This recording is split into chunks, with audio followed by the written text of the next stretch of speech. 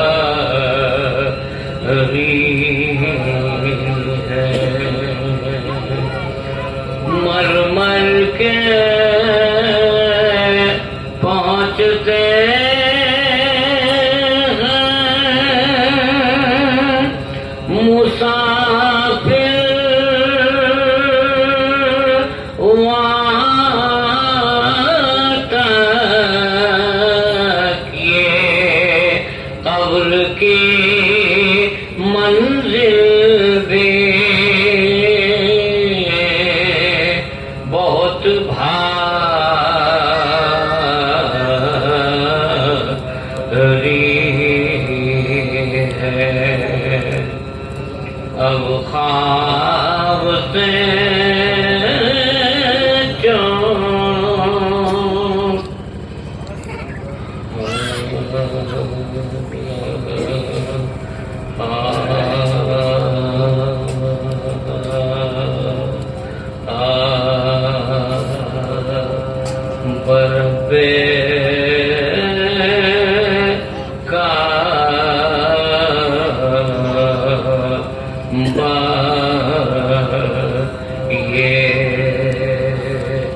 دنیا سرا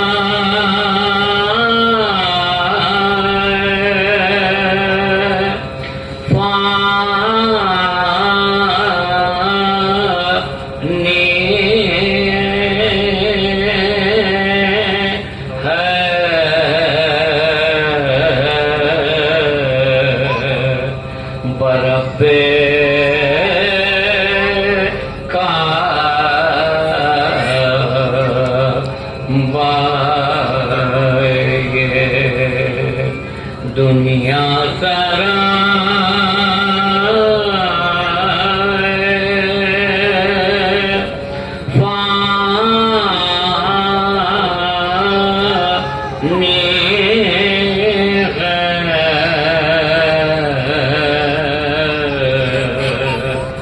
جو دیکھا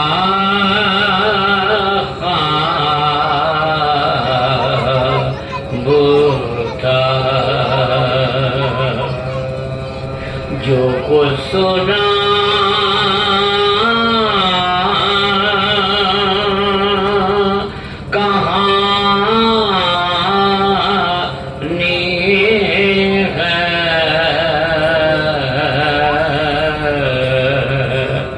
یقین جانے یو ایک روز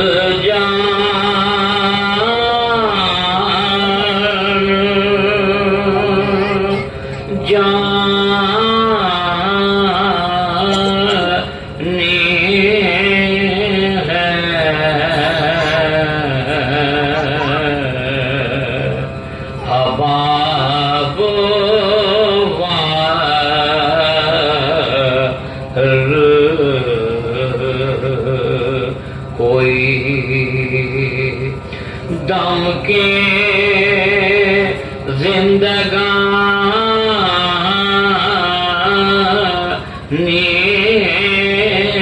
ہے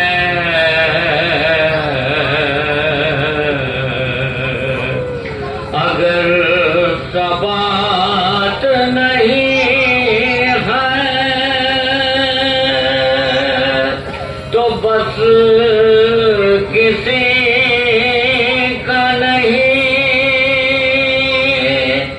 جب آنکھیں بند ہوئی پھر کوئی کسی کا نہیں برفے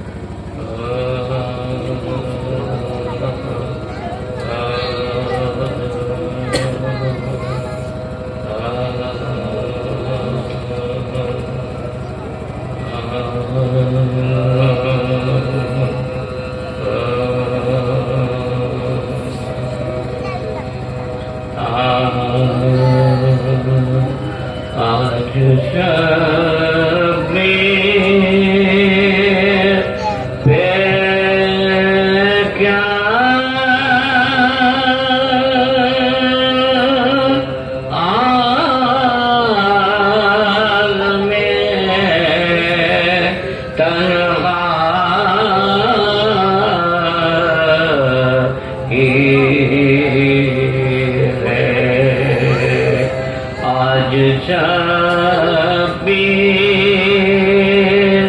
پہ کیا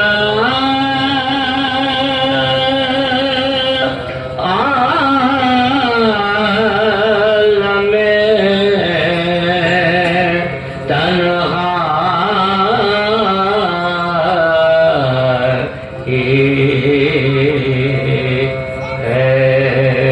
ظلم کے چاند پہ زہرا کے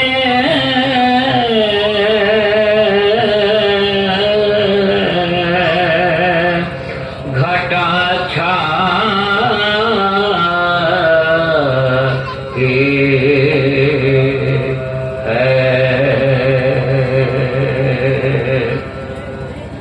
اس طرف لشکر آدم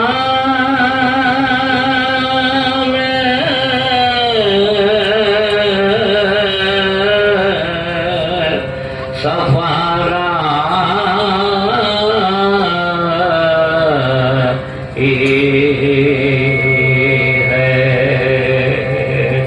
یا نبی بھتیجا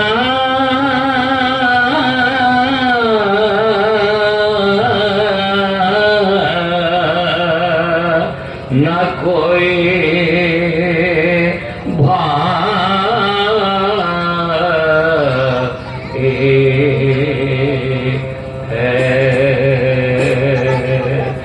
برچھیاں کھاتے چلے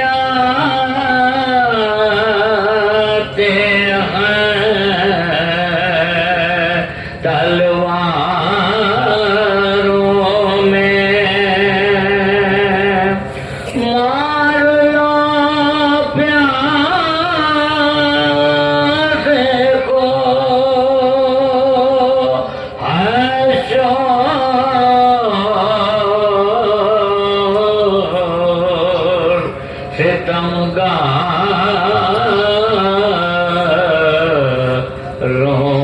ستمگاروں میں زخمی بازو ہیں کمر خم ہے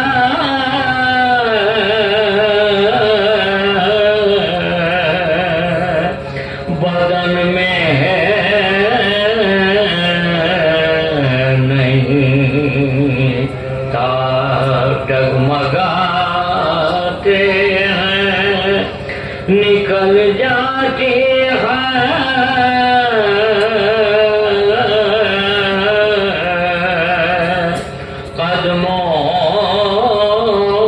قدموں تیرے کا پیاس کا غلبہ ہے لب خشک ہے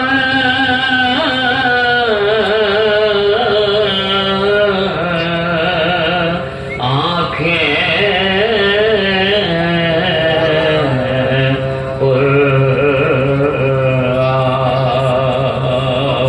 تیغ سے دیتے ہیں ہر وار کا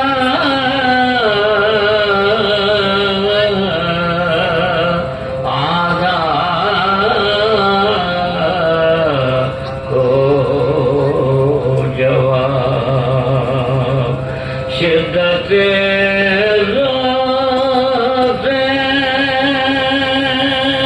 جس جا پہ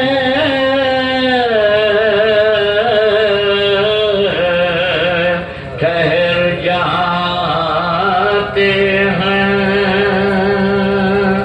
سینکڑوں تیر ستم تن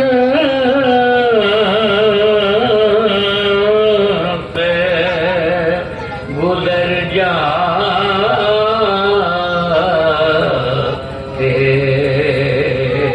ہیں آج شبیر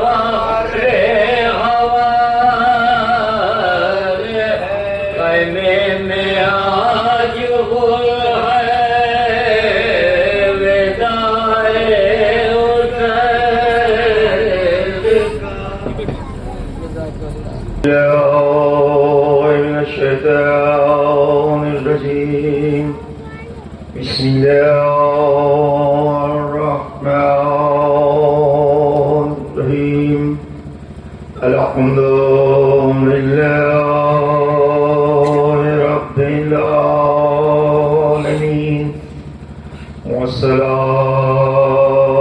والسلام على أشرف الأنبياء والمرسلين سيدنا ونبينا وشفيع ذنوبنا بالقاسم محمد. بسم الله الرحمن الرحيم. كل من عليها فان ويبقى وجه ربك ذو الجلال والإكرام فبأي آلاء ربكما تكذبان. صلوات آوازہ سورہ فاتحہ اور سورہ اخلاص کی تلاوت فرما کر مرحوم عزادار حسین ابن راحت حسین کی روح سالہ مریم کو بھیجی.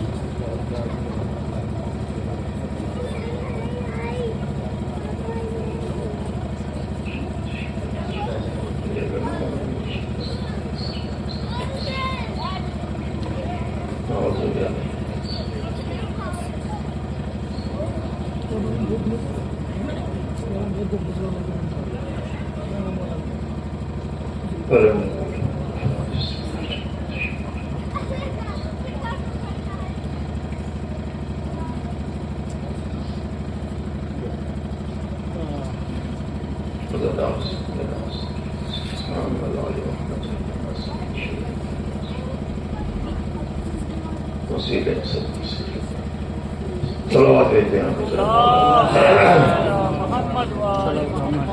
امی 40 کے سلسلے سے منعقد کمیٹی سے ہزار جو ایثار ثواب سے متعلق ہیں اور اس وقت آپ کے بیچ ظاہر کہ اسی نسبت سے سورہ رحمان کی آیہ کریمہ اسے اکثر آپ کے بیچ میں سرنامہ سفن کی حیثیت سے پیش کیا جاتا ہے. اللہ لفظ کل کے ساتھ یہ اعلان کر رہا ہے کہ کل من علیہا فان، ہر شے فنا ہو جائے گی. جب لفظ کل آ جائے تو اس میں کوئی شے بچتی نہیں. کل من علیہا فان، ہر شے فنا ہو جائے گی. وَيَبْقَى وَجْهُ رَبِّكَ ذُو الْجَلَالِ وَالْإِكْرَامِ. ہر مرحلے میں قرآن کا جو اعلان آپ کے بیچ میں ہوتا ہے اس کی یہ قرآن کے زبان کے ادب کی یہ خاصیت ہے، عربی زبان کی نہیں. قرآن کا جو ادب عربی ہے اس کی یہ خاصیت ہے کہ وہاں جب بھی گفتگو کی جاتی ہے آپ سے یا جو پیغامات پہنچائے جاتے ہیں اس میں نفی کی منزل پہلے آتی ہے، تائید کی منزل بعد میں آتی ہے. یہ ایک پورے قرآن کا ایک نظریہ ہے اپنا، یا اس ادب کا سلیقہ ہے جو اللہ نے آپ کے بیچ میں پیش کیا. مثلا اپنے وجود کو جب دیکھتے ہیں تو قرآن سے پوچھئے تو کہتا ہے کہ ما خلقت الجن والانس. بس یہیں اگر رک جائیے آپ تو قرآن کہہ رہا ہے کہ میں نے جن اور انس کو خلق ہی نہیں کیا، پیدا ہی نہیں کیا. پھر آگے نفی ہو گئی، اب تائید ہو رہی ہے الا لیعبدون، لیکن پیدا کیا تو عبادت کے لیے. اس کا مطلب ہے لفظ الا جب بیچ میں آتا ہے تو وہی مایوس لوگوں کو خوشحالی کی طرف راستہ دکھاتا ہے. وَالْعَصْرِ إِنَّ الْإِنسَانَ لَفِي خُسْرٍ، سارے کے سارے انسان خسارے میں ہیں. اب سب مایوس ہو گئے کہ سب خساری میں، ہم تو عبادت کرتے ہیں، تمام وصولوں کی پابندی کر رہے ہیں، یہ سب خسارے میں ہیں. إِلَّا الَّذِينَ آمَنُوا وَعَمِلُوا الصَّالِحَاتِ، لیکن وہ جو ایمان لے آئے، عمل صالح بجا لائے، وہ خسارے میں نہیں ہیں. وَتَوَاصَوْا بِالْحَقِّ وَتَوَاصَوْا بِالصَّبْرِ، وہ خسارے میں نہیں ہیں، وہ خسارے میں ہے جو اس سے باہر ہیں. تو پہلے تو کہہ دیا نہیں، کیوں؟ اس لیے کہ اللہ نے اپنی توحید کے اقرار کی ابتدا ایسے ہی کی جیسے قرآن میں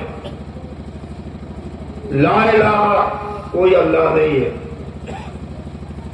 لفظ کا بھی ذرا سا فرق نہیں قدرت نے رکھا کہ کوئی خدا نہیں ہے سوائے اللہ کے ہو جاتا, کوئی رب نہیں ہے سوائے اللہ کے. وہی لفظ جو انکار میں ہے وہی اقرار میں. لا الہ کوئی اللہ نہیں الا اللہ سوائے اللہ کے. تو پھر اللہ نہیں ہے پھر اللہ ہے.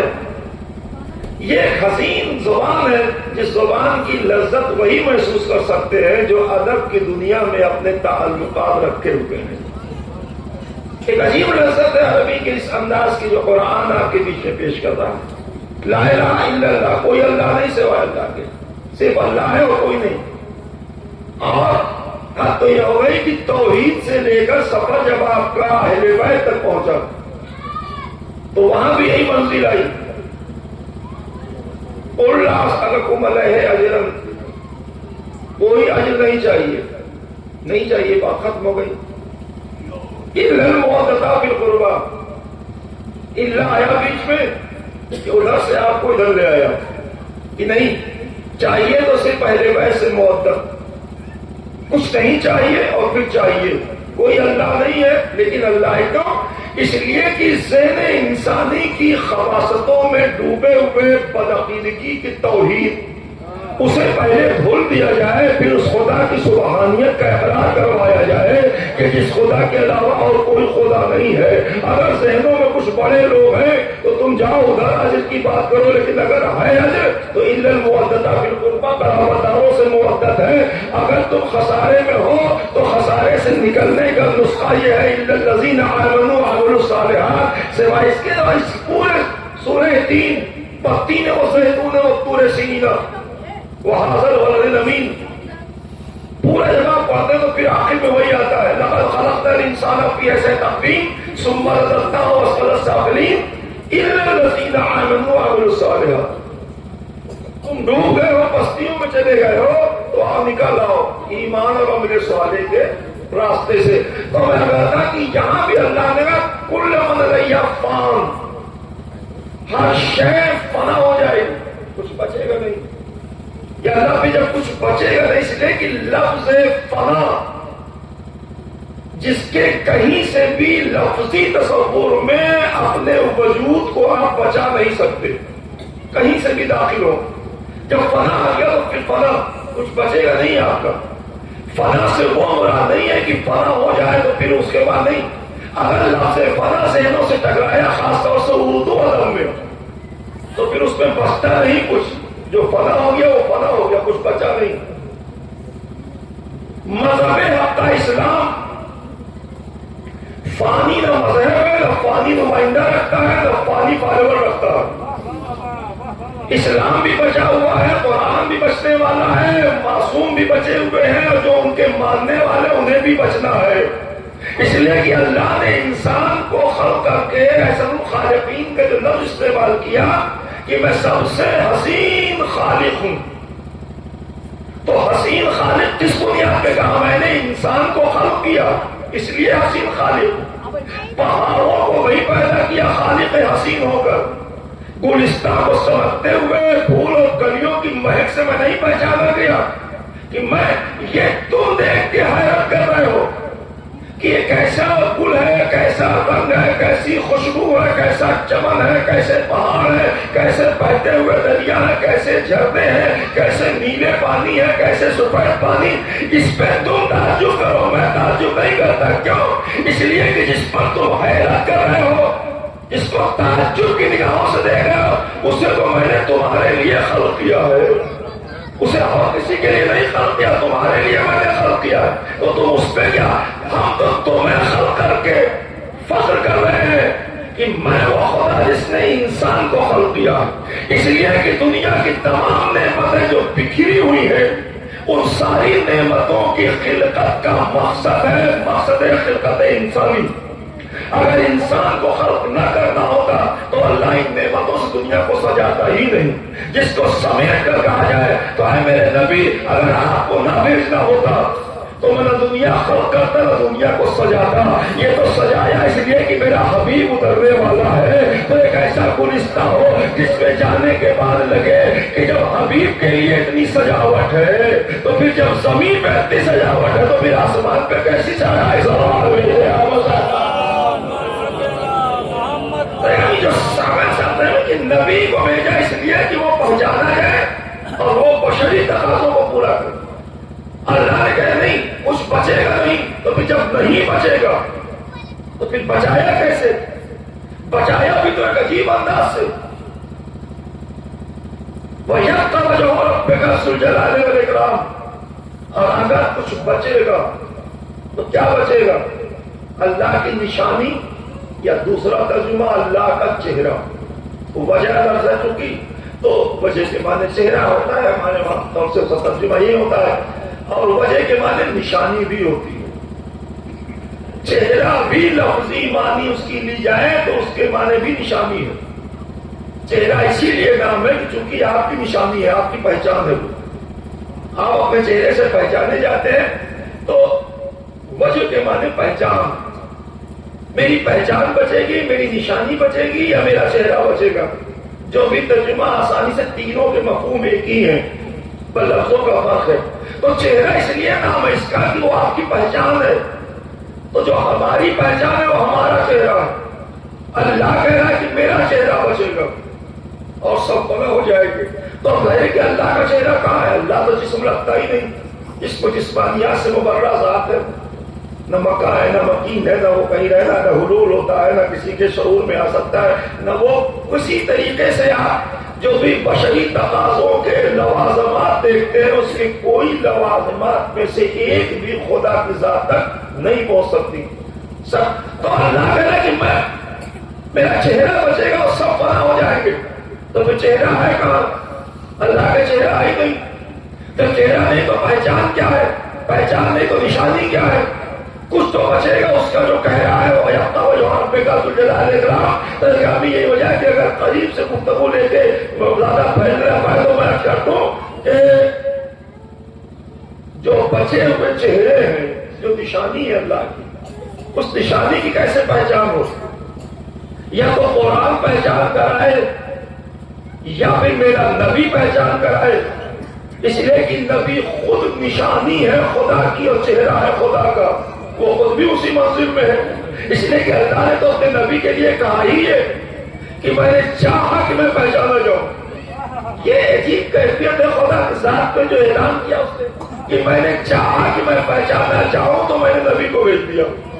یا اللہ چھوٹے سے بڑے کی پہچان، کائنات میں سب سے بڑی ذات اللہ کی، اس کے بعد کوئی بڑی ذات ہے وہ رسول کی، اللہ کے بعد رسول۔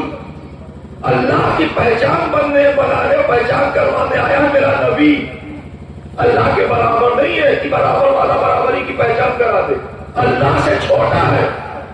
نبی کی سب سے بڑی شان یہی ہے کہ چھپے ہوئے خدا کو اپنی ذات سے خدا تک پہچنوانے کا ذریعہ بن جائے، یا یوں کہا جائے کہ چھوٹا ہو کر بڑے کو پہچنوا لے جائے، یوں کہا جائے کہ بہرے نور کو بہرے نور بن کر پہچنوا لے جائے، اپنی سخاوت سے اس کے غنی ہونے کی پہچان بن جائے، اپنے اخلاق سے اس کے رحمان و رحیم ہونے کی جان کا پہچان بن جائے۔ اس کا مطلب سے بات الہیہ جب مختصر ہو تو معصوم کی شکل اختیار کرتی ہے، جب بکھر جائے تو رب العالمین کی شکل میں صلوات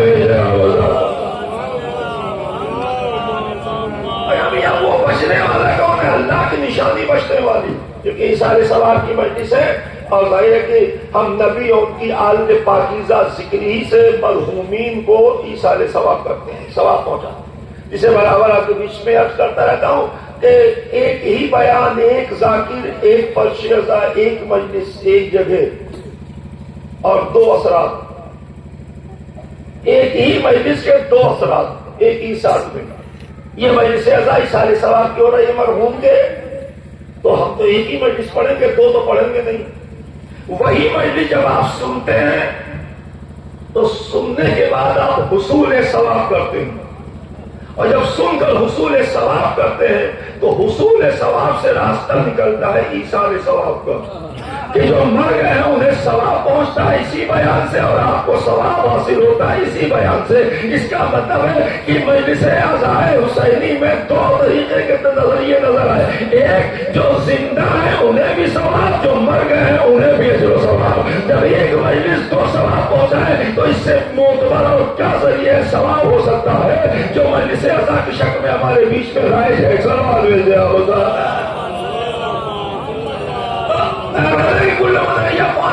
بنا ہو جائے نبی کی ذات، رسول کریم کی ذات ظاہر ہے کہ جب ذات پاک کو ذکر کرتے ہیں تو عالم ہے کہ معصوم نبی سب سے اہم یہ ہے کہ عصمت رسول کو سمجھنا اور اس پر یقین کرنا، اس لیے کہ لفظ معصوم کو پڑھ لیا، ہاں معصوم ہے، معصوم کی پوری کیفیت کیا ہوتی ہے، پوری صورتحال کیا ہے، یہ عام طور سے امت میں نہ سمجھایا گیا نہ سمجھنے کی کوشش کی گئی، اس لیے کہ معصوم کے لیے بنانے کے لیے نہ کوئی مدرسہ بنا ہے، نہ کوئی یونیورسٹی ہے، نہ کوئی کالج ہے، یہ اللہ کا اختیار ہے، وہ معصوم بنا کے بھیجتا ہے۔ اور اگر آپ اسے اپنے طور پر سمجھیں کہ تو پھر اللہ کا اختیار ہے مجھے بھی ویسے بھیجتا، تو پھر اسے بھی آپ سمجھ سکتے ہیں، آپ کو بھی معصوم بنا کے بھیجا، آپ بھی ایک عصمت کے مالک ہیں، اگر نہ ہوتے تو بچوں کو آپ معصوم کہتے کیوں؟ یہ معصوم بچہ، یہ معصوم کہاں سے ہو گیا بچہ؟ لیکن آپ نے معصوم بچہ کہہ کے اشارہ کیا اپنے معصوم ماننے کے عقیدے کا، کہ آپ کیوں کسی کو معصوم مانتے ہیں؟ تو کہا بچے کو کیوں معصوم؟ کہا یہ بے خطا ہے، ابھی اس نے کوئی گناہ نہیں کیا اس لیے اسے میں نے معصوم کہہ کے پکارا، یہ کبھی جھوٹ ابھی نہیں بولتا اس لیے میں نے معصوم کہہ کے پکارا، تو بچہ سچا ہوتا ہے اس لیے معصوم آپ نے کہا، وہ بے گناہ ہوتا ہے اس لیے معصوم آپ نے کہا۔ تو آپ کے بچے کے معصوم کہنے سے دو صفات تو سمجھ میں آ گئی کہ بچہ بے خطا ہوتا ہے اور صادق ہوتا ہے، اور جب یہ دونوں ملائیے، اگر یہی دونوں صفات سے نبی کی عصمت سمجھی جاتی تو پورا اسلام سمجھ میں آ جاتا، قرآن سمجھ میں آ جاتا، عقیدہ آخرت بھی سمجھ میں آ جاتا، خدا کی ذات بھی سمجھ میں آ جاتی۔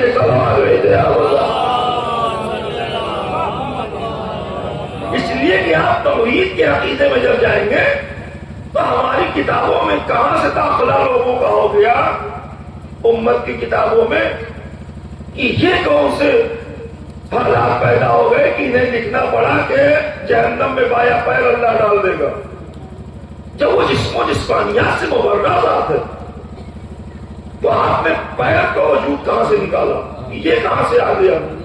اس لیے کہ پیر تو جسم کا حصہ ہوتا ہے، صرف اکیلا پیر تو پیدا نہیں کیا کسی کو کہ پیر بنا کے پیدا ہو جائے، پھر اللہ کا پیر جو آپ نے ڈال دیا۔ یہ بڑے پورے طور پہ میں عرض کر رہا ہوں، اس میں کوئی دشواری اس لیے نہیں ہے کہ یہ ہماری کتاب میں نہیں ہے، اسلامی اسکالرس نے لکھے ہیں اس میں، ان کے اس کتابوں میں، تو عام کتابوں میں تو کوئی مسئلہ نہیں ہے، کوئی چیز پڑھ دیں، صرف آپ ہی کے عقیدے کی بات ہو تو اس پہ ہو سکتا ہے کوئی معترض ہو جائے، لیکن یہ تو بہت عام کتاب ہے جو خدا کے کلام کے بعد اس کتاب کا درجہ ملا اسلامی معاشرے میں، بخاری بعد از کلام باری، اس میں یہ جو حدیث لکھی گئی کہ جب جہنم فریاد کرے گی کہ میرا پیٹ نہیں بھرا، یہ کم لوگ کیسے ہو گئے؟ اللہ کو اتنا نہیں معلوم تھا کہ جہنم میں کتنے لوگ جائیں گے، اسے کتنا بڑا بنایا جائے، تو جب اللہ کو اتنا نہیں معلوم تو آپ پھر حکیم ہے، وہ علیم ہے، علیم ہے، اور تمام 99 صفات آپ گھروں میں باعث برکت ٹان دینا لا کر، وہ ایک الگ منزل ہے۔ 99 اسماء الہی کو گھروں میں برکت کے لیے ٹاننے سے برکت نہیں ہوتی، اسماء الہی پر یقین کرنے سے برکت پہ برکت پیدا ہوتی ہے۔ اس لیے کہ آپ بس جہاں جائیے قرآن کو دل سے نکالا، دیوار پہ ٹانگ دیا، کیوں یہ لگا ہوا ہے بھائی چاروں کو، بڑے بہت مہنگا ملا، 10,000 روپے کا لایا ہوں، یہ تانبے کے کاش کو گلا کے ڈھالا کے دیکھیے چمک رہا، ارے بھی چمکنے کے لیے تھوڑی نا اسے اللہ نے بھیجا تھا، دیوار چمکانے کے لیے نہیں، آپ کے کردار چمکانے کے لیے آیا تھا۔ جب کردار چمک ہی نہیں پایا تو دیوار چمکانے سے کیا حاصل ہوگا؟ اس لیے کہ دل میں رکھیے قرآن، دیواروں میں نہ جانے دیجیے۔ دیوار مٹ جائے گی لیکن آپ اگر دل میں رکھیں گے تو آپ کبھی نہیں مٹ پائیں گے، آپ باقی رہ جائیں گے۔ اللہ اسی لیے کہہ رہا ہے اس نظام کے پابند ہو جاؤ جہاں سے تمہارا بقا کا راستہ کھلتا ہوا دکھائی دے۔ فنا سے بچنا چاہتے ہو تو میرے کوئی نبی یا معصوم نمائندہ فانی نہیں ہے، سب بچنے والے۔ اور اس کی دلیلیں آپ کے سامنے کہ اگر سیدھے کربلا میں دیکھ لیجئے تو کٹا ہوا سب نیزے پہ قرآن پڑھ رہا ہے۔ ایسا کچھ ہے نہیں کہ آپ عقیدے کی دنیا میں ہی سے کھوئے ہوئے ہیں، آپ کے سامنے عملی تصویریں ہیں معصومین کی۔ تو انہوں نے فنا ہو جا، اب ظاہر ہے کہ نبی نے کہا ماتا اللہ بیان محمد ماتا شہیدہ۔ اب قرآن کی اس آیت سے اس حدیث کو لا کے سامنے رکھے تو لگتا ہے کہ ٹکرا گئی ہے یہ۔ وہ کہہ رہا ہے کل من علیہ فان، اور اللہ کا رسول کہہ رہا ہے کہ نہیں، اہل بیت کی محبت میں مرنے والا شہید زندہ، تو زندہ ہے وہ فانی کہہ رہا اللہ۔ اس کا مطلب اس کے فانی کہنا بھی صحیح ہے، ان کو شہید بنانا بھی صحیح ہے۔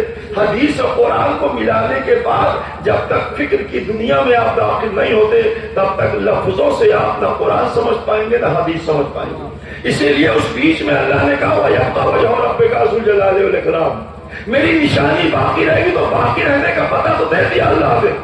اب جو باقی ہے اس کی نشانی اس تک پہنچاؤ، اتنی ذمہ داری تو اپنے اوپر لو کہ ہم ان تک پہنچے تو صحیح۔ اس لیے کہ اللہ کان پکڑ کر کسی کو صراط مستقیم پر نہیں لاتا کہ آپ سورہ ہم میں پڑھتے ہیں جنہیں صراط المستقیم، مجھے سیدھے راستے پہ چلا یا قائم رکھ، تو چلا سے مراد یہ نہیں ہے کہ وہ کہاں پکڑے گا اور آپ کو صراط مستقیم پہ لے آئے گا، اس لیے کہ آپ نے سورہ ہم میں کہہ دیا ہے۔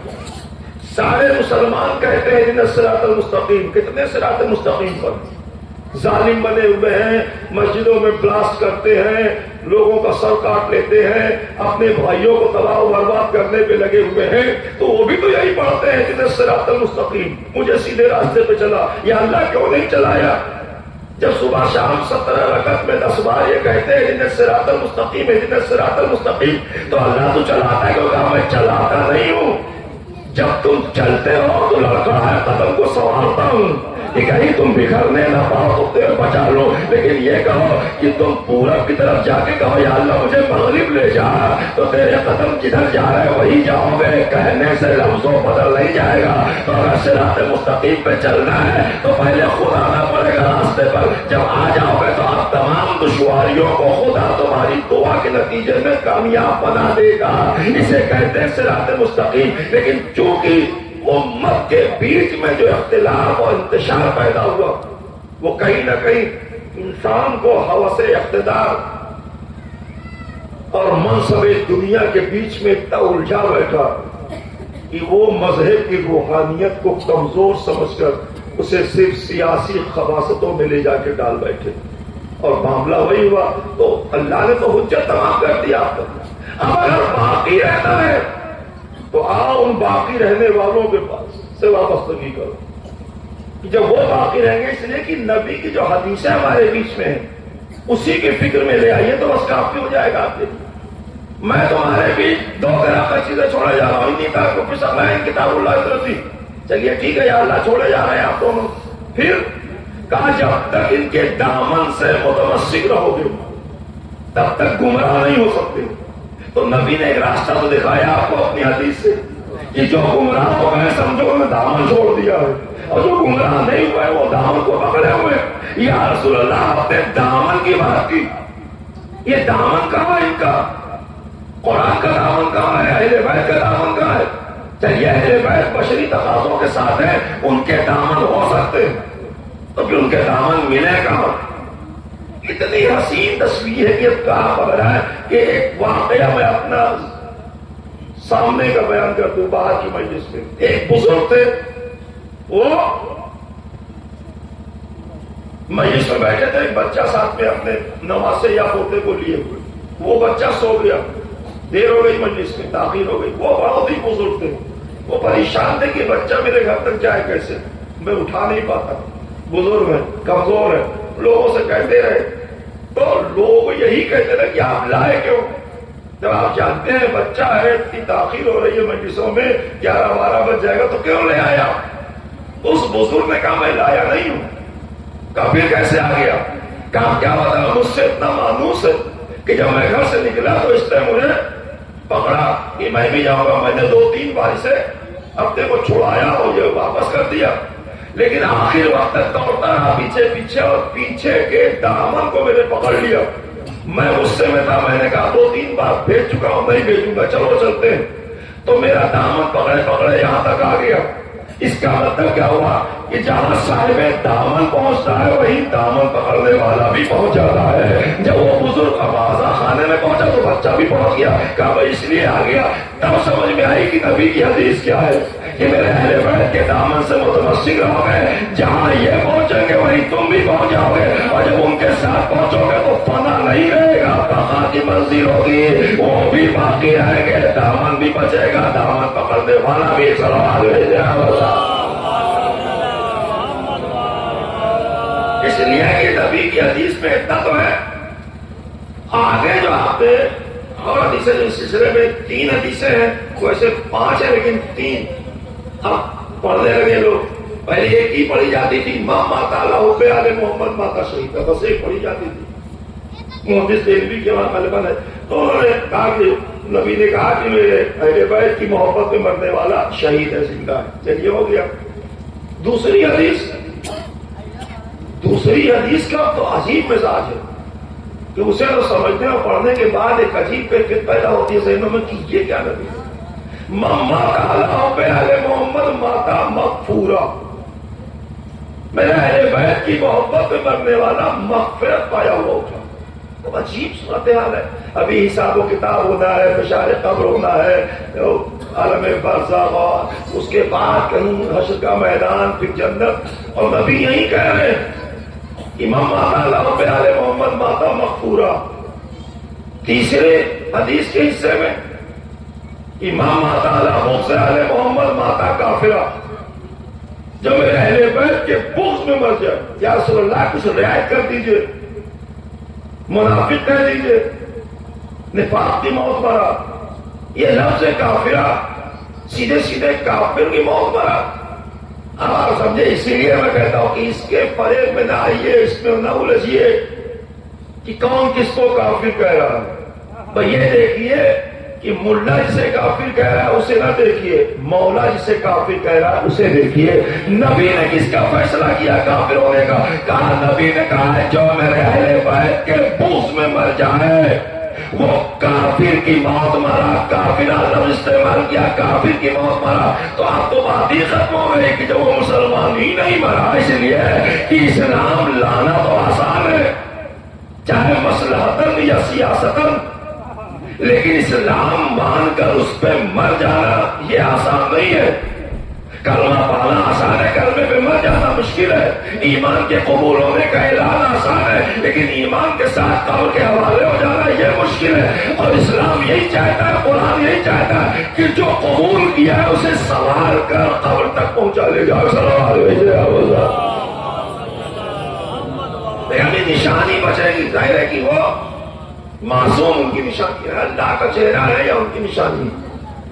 فَبِأَيِّ آلَاءِ رَبِّكُمَا تُكَذِّبَانِ، اس کا مطلب ہے کہ اللہ نے سورہ رحمان میں جو تکرار کی ہے وہ ہر نعمت کو اعلان کے بعد اس نعمت کے بعد کا انکار نعمت سے عاجزی کیسے کر سکتے ہو؟ اس کا مطلب یہ فنا اور بقا یہ نعمت الہیوں میں شمار کیا گیا۔ بَيَبْقَ وَجْهُ رَبِّكَ ذُو الجلال والإکرام، تو نشانی بچے گی، یہ نشانی اللہ کی نعمت ہے۔ جتنا انکار کرو گے فَبِأَيِّ آلَاءِ رَبِّكُمَا تُكَذِّبَانِ، کس نشانی کو تم جھٹلاؤ گے یا فراموش کرو گے؟ تمام نعمتوں کے حصار میں تم زندگی گزار رہے ہو، کہیں سے بھی نعمت الہیہ کا انکار نہیں کر سکتے۔ بس یہ وجہ ہے کہ آج ہمارے بیچ میں جب ذکر ہوتا ہے، موت اور حیات کا تذکرہ جب آپ کے بیچ میں آتا ہے، تو میں بس ایک ہی لفظ کے بات کو ختم کر دیتا ہوں، ہم زندہ ہی ہیں مرنے کے لیے۔ آپ کی منزل آخر ہے موت، اور موت کے بعد جب 2 دروازے کھلتے ہیں، موت سب کو آئے گی. کل نفس ذائقۃ الموت، ہر نفس کو موت کا ذائقہ چکھنا ہے.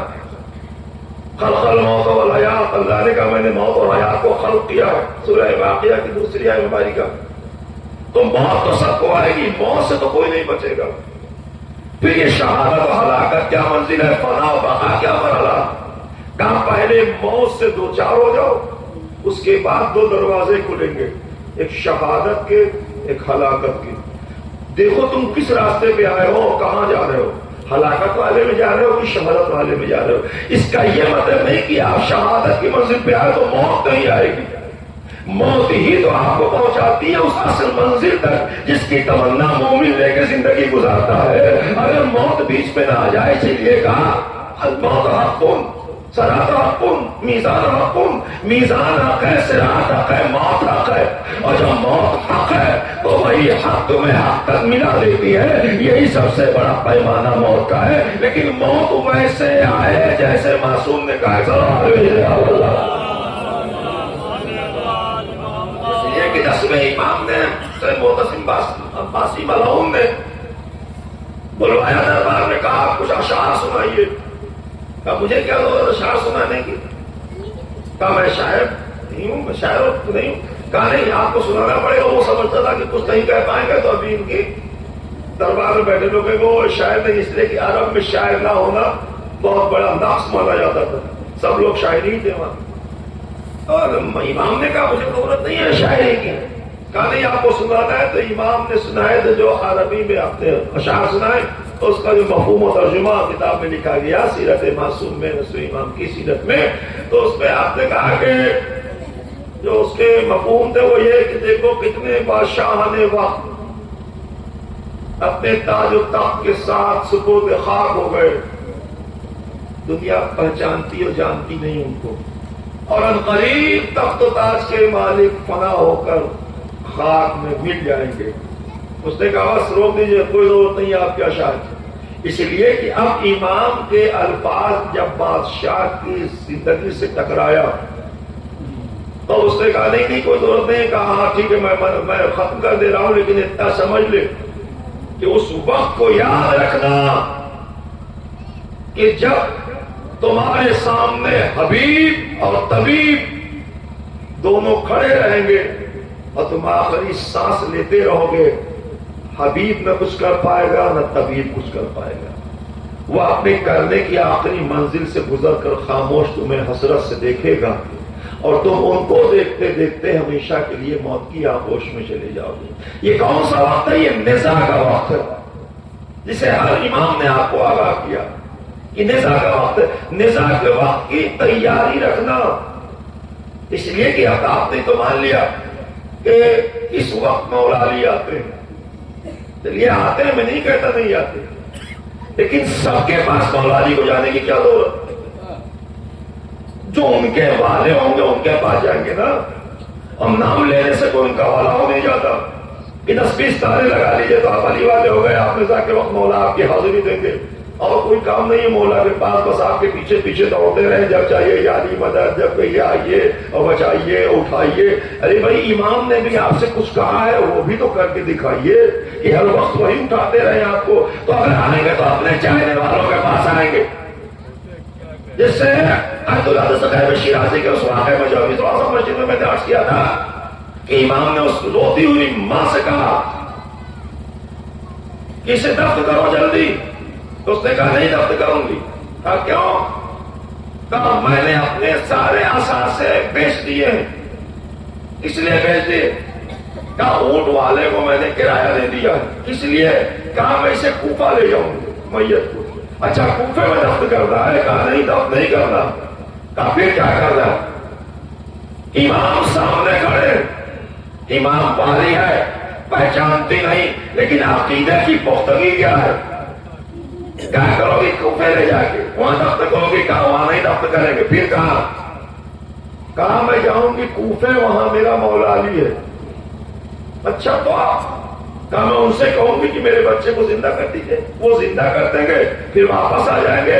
بیچے ہوئے سامان کوئی مزدوری سے لائے گا رقم، پھر خرید لوں گی، پھر میں رہوں گے ایسے آرام سے. کتنے اطمینان سے کہہ رہی تھی. کہ جیسے کوئی مادی نہیں ہے، کوئی مردہ ہے زندہ کر دیں گے امام، ٹھیک ہے۔ تو امام نے کہا بھی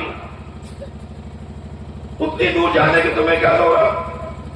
عقیدے کی بات نہیں، چاہے توحید کا عقیدہ ہو، رسالت کا عقیدہ ہو، ولایت کا عقیدہ ہو، جو بھی عقیدے جیسے بھی ہو سب ایک ہی ہے، کوئی الگ الگ پارٹی تو ہے نہیں۔ جو خدا والے ہیں وہی رسول والے ہیں، جو رسول والے وہی علی والے ہیں، جو علی والے وہی اہل بیت والے ہیں، سب ایک ہی مشن کے نمائندے ہیں، الگ الگ منصب سے پہچانے گئے ہیں الگ الگ زمانے میں۔ تو امام نے کہا بھی اتنے دور جانے کی کیا ضرورت تمہیں؟ اتنا خرچ ہوگا، یہ ہوگا، میں یہی تمہارے بیٹے کو زندہ کر دوں۔ اب عورت کیا کہہ رہی ہے؟ آپ نہیں کر سکتے۔ ارے ایک ماں کو بیٹے کی زندگی چاہیے، کہیں سے بھی مل جائے، یہ نظریہ ہوتا ہے بس عقیدگی کا کہ کہیں سے مل جائے۔ اور عقیدگی کی منزل، عقیدے کی منزل کیا تھی؟ اس نے کہا آپ نہیں کر پائیں گے۔ کہا کیوں؟ کہا وہاں میرا مولا ہے، میرے مولا ہی کر سکتا ہوں، کوئی نہیں کر سکتا۔ ارے تمہارے مولا صرف کر سکتے زندہ، کہا میں لے جاؤں گی۔ پھر کہا میں یہی کر دوں، کہا نہیں ہو سکتا۔ جب تیسری بار امام نے کہا، پہچانتی تو ہے نہیں، تیسری بار امام نے کہا، تب اس نے کہا اگر آپ زندہ کر دیں تو اس کا مطلب آپ ہی میرے مولا ہیں۔ آپ اندازہ لگائیں کہ کہاں سے کہاں منزل اس کی پہنچ گئی کہ وہ نہیں کہتے کہ آپ نہیں ہیں۔ دوبارہ کہا نہیں کر سکتے، تیسری بار کیا کر دوں؟ کہا آپ ہی اگر آپ کریں گے تو اس کا مطلب آپ ہی میرے مولا، اس لیے کہ میرے مولا کے علاوہ اور کوئی مردہ کو زندہ نہیں کر سکتا۔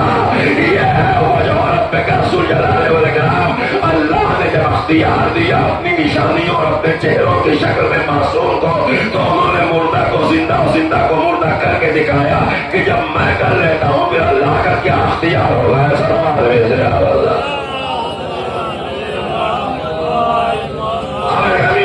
امام نے دیکھا اس مردے کو زندہ ہو گیا، جیسے وہ زندہ ہوا، وہ زندہ ہو کے امام کے قدموں سے لپٹ گیا۔ امام مسکرایا، کہا بھائی تمہاری ماں تو مجھے نہیں پہچانتی، تم نے کیسے پہچان لیا کہ میرے پیروں سے مولا؟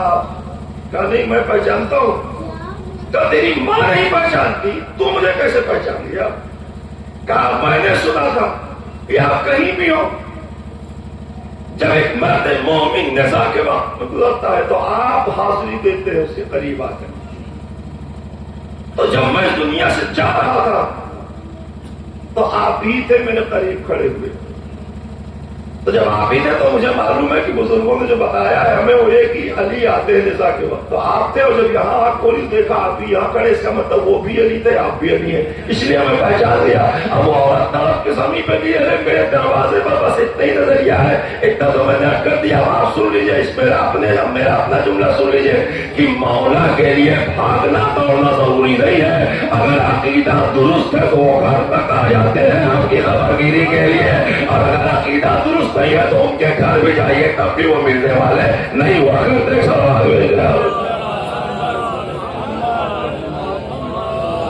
یعنی کیا کہنا شخصیتوں کا کہ جنہوں نے توحید کے عقیدوں کی پختگی میں ہم کو وجود بخشا، یا آج ہم توحید کا عقیدہ اگر رکھتے ہیں تو معصومین کے عمل سے یا ان کی بتائے ہوئے رسولوں سے، آج جب ہمارے بیچ کسی کا انتقال ہو جائے اور موت آ جائے تو آپ یہ سمجھتے ہیں کہ وہ فنا ہو گیا، نہیں، فنا نہیں ہو گیا۔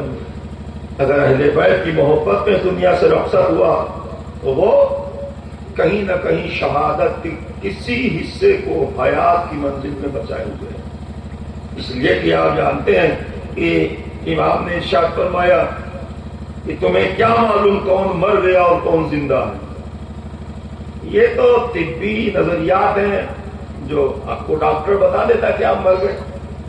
ظاہر کہ جو ظاہری علامتیں اس کی بنیاد کو بتاتا ہے کہ ہارٹ فیل ہو گیا اور نفس نہیں چل رہی تو آپ مر گئے، لیکن یہ تو ڈاکٹر نے کہا مر گئے نا، اللہ نے بھی مانا کہ نہیں کہ تم مر گئے ہو کہ نہیں مر گئے، اصل تو وہاں کی منزل ہے، تو یہاں تو ظاہری طور پہ آپ مر گئے، لیکن امام نے کہا اکثر ہوتا یہ ہے کہ جسے میت کی شکل میں لوگ لے جاتے ہیں وہ زندہ رہتا ہے، اور جو لے جاتے ہیں وہی مرے ہوئے ہوتے ہیں۔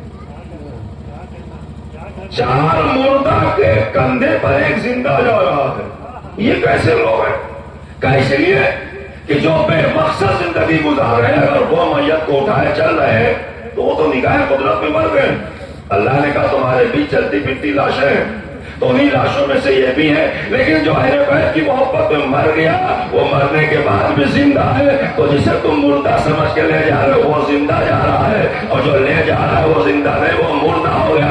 اکثر اوپر فاتحہ پڑھنے والا مرا ہوتا ہے, نیچے قبر میں لیٹا ہوا زندہ ہوتا ہے. یہ وہ نظریہ فنا سے بچنے کا ہے جو ماتا کے عنوان سے ہمارے بیچ میں آیا.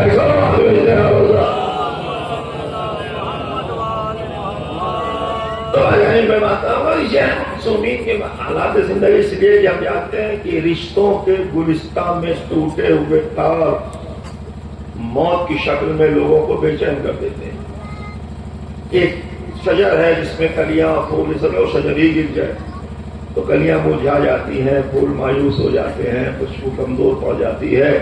کیوں؟ اس لیے کہ اگر باپ ہے اور وہی انتقال کر گیا تب بیٹے پریشان, شریک حیات پریشان, ان کے بچے, ان کے بھائی, ان کے گھر کے لوگ, ایک پورا طبقہ نکل کے آ جاتا ہے ایک میت کے پیچھے کہ بھئی آپ کیوں رو رہے ہیں؟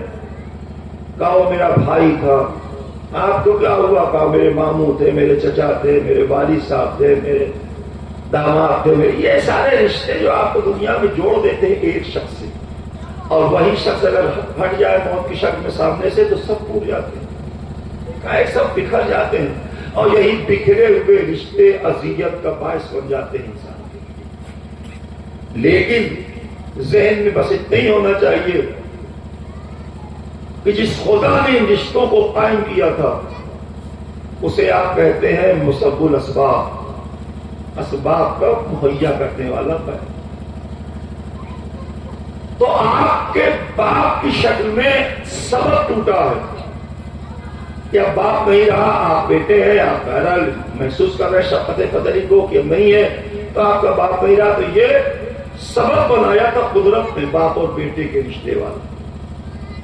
شوہری کے حیات اور شوہر کا رشتہ خدا نے اپنے نظام میں رکھا تھا زوجیت کے عنوان سے. تو سبب بنایا اللہ نے, وہ سبب ٹوٹ گیا باپ کی شکل میں, بھائی کی شکل میں. لیکن سبب ٹوٹا ہے, مسبب الاسباب نہیں ٹوٹا ہے. وہ تو باقی ہے. وہ اگر بنا سکتا تھا سبب تو پھر سبب بنا سکتا ہے. رشتوں کے فارمیٹ بدل جاتے ہیں لیکن اسباب ایسے تیار ہو جاتے ہیں کہ آپ اپنی زندگی میں واپس آ کر پھر اس زندگی کو گزار سکیں جس میں کسی کی کل کی کمی آج اس کمی کو محسوس نہ ہونے دیں. یہ نظام الہی جہاں موت اور حیات کا ایک سلسلہ ہے, چکر ہے جو چلتا رہتا ہے. بہت خوش قسمت وہ لوگ ہیں کہ مرنے سے پہلے آخرت کو سنوار لیں, اپنی زندگی کو بچا لیں کہ وہ فنا نہ ہونے پائے, وہ بقا کی منزل میں رہے. اور ظاہر ہے کہ یہ طریقہ سے پہلے بیت کے در سے ہی حاصل ہو سکتا ہے. آپ عام طور سے اصحاب رسول, اصحاب معصومین اور اصحاب اہل بیت کے سلسلے میں سماعت کرتے ہیں. اس لیے یہ آپ کو بڑی اذیت ہے کہ بھائی بھائی سے بچھڑ گیا, باپ بیٹے سے بچھڑ گیا. ایک خاتون بے وفی کی احساس کے ساتھ ڈوبی ہوئی, اپنے شوہر کے غم میں ڈوب گئی. اگر بچی ہے تو بچی باپ کے لیے تڑپ رہی ہے, بیٹا ہے تو باپ کے غم میں تڑپ رہا ہے. یہ سارے رشتے ٹوٹ کر تڑپتے ہوئے جب آپ کو سامنے دکھائی دیں تو پھر آپ کرتے کیا ہیں؟ آپ یہی کرتے ہیں نا کہ فرش عزا بچھا دیا آپ نے, اور فرش عزا بچھا کے کہا یہ کیا ہے؟ مجلس سید الشہداء برپا کی گئی ہے. کس لیے؟ کہا مرنے والے کے ایصال ثواب کے لیے. کیوں؟ جب مرنے والا دنیا سے رخصت ہو جاتا ہے تو ہم ان مرنے والوں کو یاد کرنے لگتے ہیں کہ جن کے مرنے کا انداز کائنات کی تاریخ آج تک دوبارہ ویسا نہ پیش کر پائی جیسا اہل بیت کے سلسلے میں آپ کو کربلا کی سرزمین پہ ملا. بس عزادارو, میں تمام اعزاء و اقربا اور بیٹے اور کے گھر والوں کو تعزیت پیش کرتے ہوئے اور صبر کی تلقین کرتے ہوئے یقین کے ساتھ, اس لیے جب بھی آپ نے اشعار میں سنا کہ بڑا خوبصورت نہ ہو, سیدھے سیدھے عزادار حسین جو اپنے نام سے حسین کا عزادار رہا ہو, اور پھر اس عزادار حسین ایسے نام وجود میں آیا کہ کوئی حسین کی راحت تھا جس کی آغوش میں اللہ نے عزادار کو بھیج دیا. تو آپ نے عزادار سے جب نے راحت حسین کہا تو جو خود عزادار نام لے کے جا رہا ہے, قبر میں لٹایا گیا, تلقین آپ نے پڑھی, اسماعی فام یا آزادار حسین ابن راحت حسین. تو کیا نیچے والے نہیں سن رہے تھے؟ یہ کون آیا؟ کہا حسین کا آزادار آیا ہے بھائی، اس کا نام ہی آزادار حسین ہے. اب ہے کہ یہی میرا مولا کربلا کا مظلوم امام ہے جو اپنے مرنے چاہنے والوں کے موت کے بعد آبرو بچا لیتا ہے کہ تم گھبراؤ نہیں، میرے چاہنے والے تمہیں فنا نہیں ہونے دیں گے. ارباب عذاب ظاہر ہے یہ تمام غموں کو یاد کرو، اپنے غموں کو بھول کر غم سید الشہداء اور کربلا والوں کی مظلومی پہ آنسو بہا کر مرنے والے کو اس کا ثواب پہنچایا جاتا ہے. اس لیے کہ موتیوں کی شکل میں اللہ اپنے فرشتوں سے آپ کے گرے ہوئے اشک کے قطرات کو پہنچاتا ہے مرحومین تک کہ تمہارے ایثار ثواب کی مجلس میں بیٹھے ہوئے سوگوار عزادار ہوئے ہیں غم حسین میں، انہی گرے ہوئے آنسوؤں کو اجر کی شکل میں موتیوں کی چمکتی ہوئی انداز میں اللہ نے تم تک پہنچایا ہے. کیوں نہ ہو؟ اس لیے کہ جب ہم پر غم پڑتا ہے تب ہمیں محسوس ہوتا ہے کہ کربلا والوں کا غم کیسا رہا ہوگا. جب جوان کی میت پہ کوئی روتا ہے تب حسین کی مظلومی دکھائی دیتی ہے. جب جناب امام حسین کی شہادت سنتے ہیں اور گھر میں کسی بیوی کو بیوگی کی منزل میں دیکھتے ہیں تب جا کے رباب و لیلا کی بیوگی کا اندازہ ہمیں ہوتا ہے. جب سید سجاد جیسا بیٹا حسرت سے اپنے باپ کے لاشے کو کچلا ہوا پائبان دیکھتا ہے تو آج کے مظلوم آج کے بیٹے جو اپنے باپ کے غم میں روتے ہیں انہیں صبر آ جاتا ہے. مولا آپ تو کائنات کے محتاج ہیں اور آپ کے ساتھ ایسا ظلم ہوا کہ آپ اپنے بابا کو سپرد خاک نہیں کر پائے. کیا یہ کم مرحلہ ہے کہ آپ جانتے ہیں جو ہمارے وہاں مر جانے کے بعد گاڑیوں سے ایمبولینس سے لاتے ہیں لوگ میت تو کیا سن کر آتے ہیں؟ کہتے رہتے ہیں چلانے والے سے، گاڑی چلانے والے سے ذرا دھیرے دھیرے چلنا. کیوں؟ الجھنے نہ پائے، میت کو جھٹکے نہ لگے. ارے کیا ہو گیا؟ کہا میت ہے بھائی. کہا کیا ہو گیا؟ میت ہے تو اس سے کیا ہوا؟ جھٹکا لگے گا تو لگے گا. کہا نہیں، ذرا سی بھی اذیت نہ ہو میرے مرنے والے کی باڈی کو، بڑے آرام سے قبر میں اتاریے گا، بڑے اہتمام سے لے جائیے. ذرا سا جنازہ لینے والے تیز چلنے لگتے ہیں تو لوگ کہتے دھیرے دھیرے چلیے. بھائی کیوں آپ اتنی تیز جا رہے ہیں؟ ارے میت اٹھ رہی ہوگی، اس میں سے جھٹکے کھا رہی ہوگی. ہمارے حسین کے عزادار مر جائیں تو اتنے اہتمام سے میت کو لے جائے کہیں جھٹکے نہ لگنے پائے. ہائے وہ میرا مولا جس کی شہادت کے بعد گھوڑے دوڑتے ہیں، فضا چیختی رہی، اے عمر سار یہ نبی کا لباسا ہے. جناب زینب نے آواز دیا ہے جن کے لبوں کو رسول نے چوما، اے ملعون ان کی لاشوں پہ گھوڑے دوڑا. صرف شہادت کی منزل نہیں ہے، یہ شہادت کی منزل ہے. شہادت کے بعد جو ظلم ہوا، کٹا ہوا سر نیزے پر سارے درد کو لیے ہوئے حسین اس دنیا سے رخصت ہوئے، برابر کے بھائی کا داغ لے کر گئے حسین. اس لیے اگر کوئی پوچھے یہ بھائی سے بھائی بچھڑ گیا کیا کروں؟ کہاں دکھا دو میرے بھائی کے کٹے ہوئے بازو کربلا کی سرزمین پر جس کا لاش بھی نہیں لا سکے، خوب عالم لے کر آیا ہوں. ارے بچیاں رو رہی ہیں، بچے رو رہے ہیں اپنے باپ کے غم میں. زادارو ہر مرحلے میں کربلا آپ کو ایک سکون دے دیتی. کیسے مظلوم تھے شہدائے کربلا، کتنا مظلوم تھا میرا امام حضرت امام حسین. بس زادارو آئیے کچھ لمحے آپ کے بیچ میں رکھ کر کے بات کو مکمل کر دیا جائے. ایک خیمے میں جوان بیٹا، درے خیمہ پر سکینہ جیسی بیٹی، ٹیلے پر حسین جیسی بہن. اور جب امام حسین کی رخصت آپ نے دیکھا تو کس انداز میں؟ وہ اتنی ہی کافی ہے جو میر انیس نے کہا، حسین جب کہ چلے بات دو پہر غم کو، اس سے بہتر رخصت امام حسین اور نہیں پڑھا جا سکتا کہ جیسے اچھے مصروں میں میر انیس نے امام حسین کی رخصت ان کی مظلومی کی آئینہ باری کی ہے کہ کہا حسین جب کہ چلے بات دو پہر غم کو، نہ تھا کوئی جو سنبھالے رکعت و سنبھالے. کیا مظلومی ہے حسین کی؟ نہ تھا کوئی جو سنبھالے رکھا دے توسن کو. سکینہ جھاڑ رہی تھی ابا کے دامن کو. ہائے وہ بچی جس کے باپ نے 71 لاشیں اٹھائی، چاروں طرف سے گرد و دھوپ میں ڈوبا ہوا آپ کی باپ. سکینہ جھاڑ رہی ہے، سکینہ جھاڑ رہی تھی ابا کے دامن کو.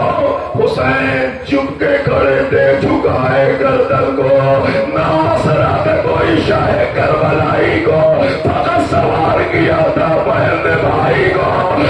حسین جب خیمے سے نکلے تو چاروں طرف ہنگامہ تھا. خیمے میں وہاں حسین آیا، آخری سہارا چھوڑ رہا ہے جوال میں ڈاش کے عالم میں.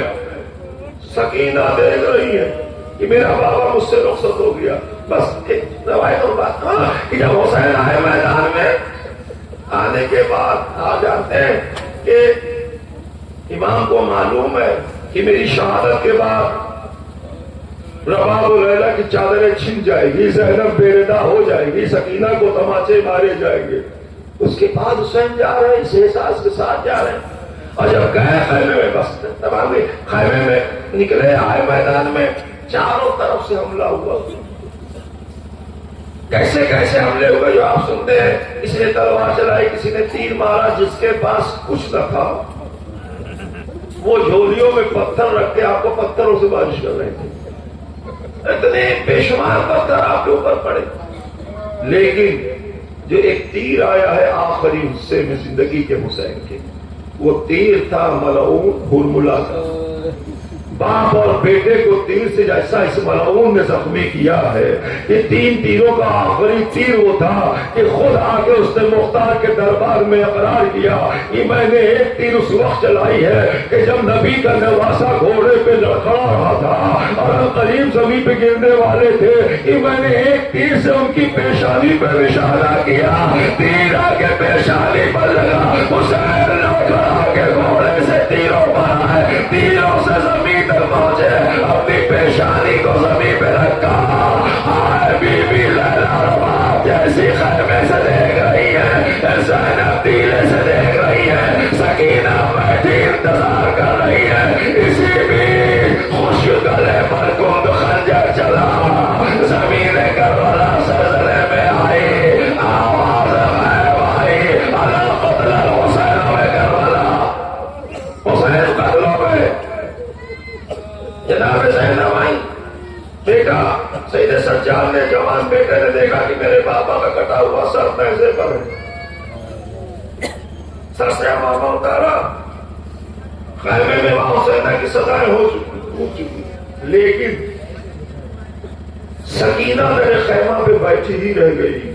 باپ کو رخصت کرنے کے بعد 2 بچیاں حسین کی، ایک مدینے میں منتظر تھی کہ میرا بابا آئے گا اور بابا نہیں آیا.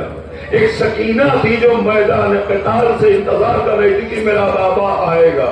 عزادارو آیا کیا؟ جب حسین قتل ہو گئے تو ذوالجلال نے حسین کے لاش کا طواف کیا اور اپنی پیشانی پر حسین کا لہو لگایا.